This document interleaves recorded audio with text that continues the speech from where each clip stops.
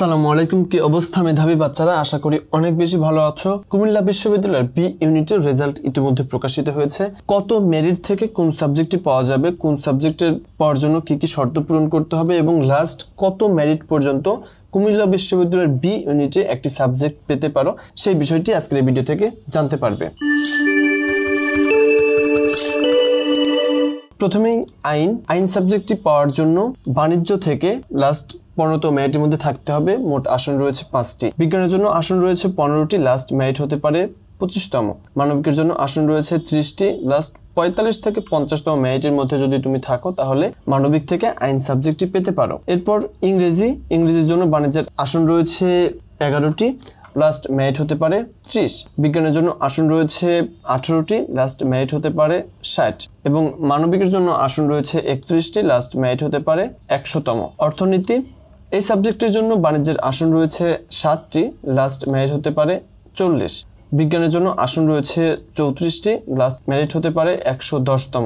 মানবিকের জন্য আসন রয়েছে 19টি, 140তম মেরিটের মধ্যে থাকলে তুমি অর্থনীতি সাবজেক্টটি পেতে পারো।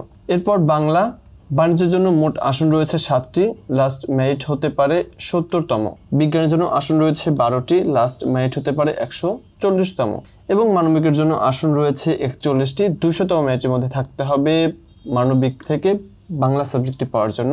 লোক প্রশাসন সাবজেক্টের জন্য বাণিজ্যের আসন বরাদ্দ 7টি, লাস্ট মেরিট হতে পারে 80তম। বিজ্ঞানের জন্য আসন বরাদ্দ 8টি, 150তম মেরিটের মধ্যে থাকলে বিজ্ঞান থেকে লোক প্রশাসন সাবজেক্টটি পাওয়া যেতে পারে। মানবিকের জন্য আসন রয়েছে 45টি, লাস্ট মেরিট হতে পারে 250তম। গণযোগাযোগ ও সাংবাদিকতা বাণিজ্যের জন্য আসন বরাদ্দ 5টি, লাস্ট মেরিট হতে পারে 90তম। বিজ্ঞানের জন্য আসন বরাদ্দ 15টি, লাস্ট মেরিট হতে পারে 160তম। মানবিকের জন্য আসন বরাদ্দ 30টি, লাস্ট মেরিট হতে পারে 300তম। এরপর নৃবিজ্ঞান এই সাবজেক্টের জন্য বাণিজ্যের 5টি আসন, 100তম মেরিটের মধ্যে থাকলে এই সাবজেক্টটি পাওয়া যেতে পারে। বিজ্ঞানের জন্য আসন রয়েছে 10টি, 200তম মেরিটের মধ্যে তোমাকে থাকতে হবে।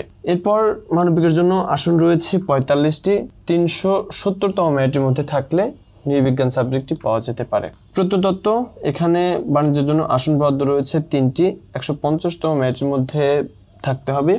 বিজ্ঞানের জন্য আসন রয়েছে 10টি, এখানে 450 বা 400তম মেরিটের মধ্যে যারা রয়েছে তারা বিজ্ঞান থেকে প্রত্নতত্ত্ব সাবজেক্টটি পাবে। মানবিকের জন্য আসন বরাদ্দ রয়েছে 27টি, সর্বশেষ 550 থেকে 600তম মেরিটের মধ্যে থাকলে একটি সাবজেক্ট পেতে পারো। তো এখান থেকে বাণিজ্যের জন্য মোট আসন রয়েছে 50টি, লাস্ট মেরিট হতে পারে 150।